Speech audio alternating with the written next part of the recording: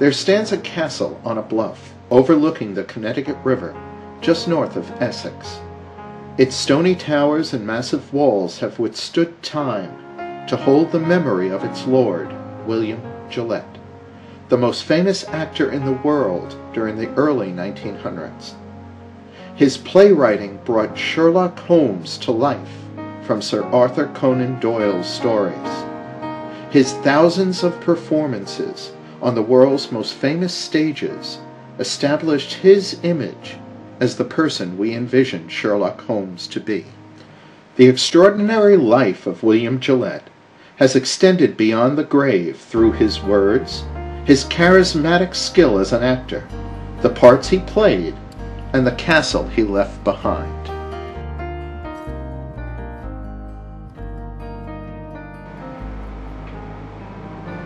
He followed his childhood passions for the theater to become the most famous actor and playwright in the world.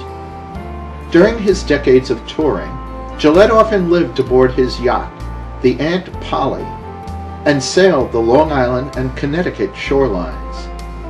On a 1913 trip up the Connecticut River, he stopped in Hadline, taken aback by the beauty of this valley surrounded by the Seven Sisters Hills.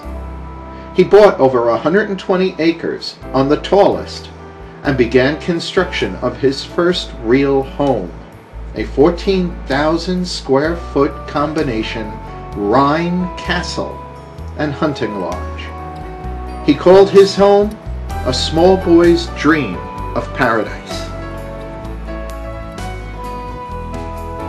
Gillette Castle is built out of local fieldstone, with granite walls 5 foot thick at the base and tapering up to 2 foot thick on the 2 towers. He designed and built an aerial trolley system to move all of the building materials up the 200-foot ridge. There are 24 rooms, the grand hall being the most impressive and elaborate, with a huge fireplace, French doors, and a 19-foot tall paneled ceiling. From 1913 until 1919, Gillette designed and supervised every facet of his mansion, including the 47 solid white oak hand-carved doors, each with a unique wooden latching and locking system. There are secret passageways, hidden rooms, catwalks, and a complex mirrored surveillance system, so Gillette always knew when to time his grand entrances to impress his guests. In 1943, the state of Connecticut took over the estate, and in 2002 it reopened after an extensive restoration. Today, Gillette State Park offers wonderful wooded trails, acres of pristine forest and hillsides, and tours of William's home, his art collection, and memorabilia. The Gillette family donated almost all of William's things so they may be preserved and presented to the public. The state was lucky to get everything from the family. It is a good representation of his character through his paintings and books and writings, said Nicole Shaw, the castle's historian. The 3rd floor of the castle was added by Gillette in 1926 to house his art collection and library.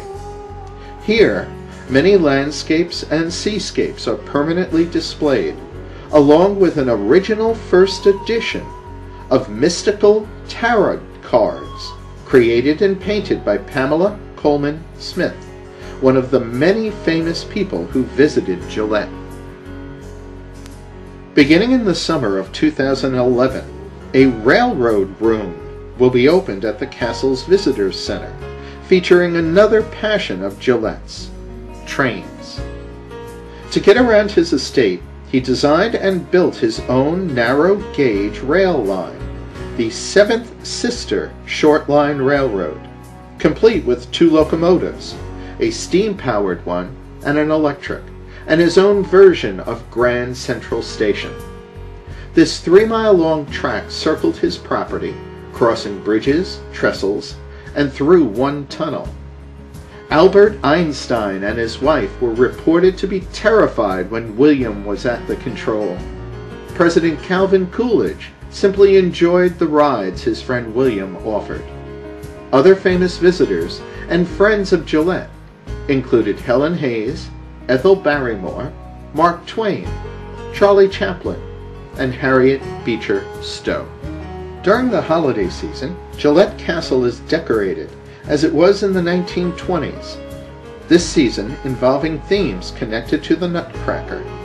The volunteer tour guides are wonderfully knowledgeable and enthusiastic.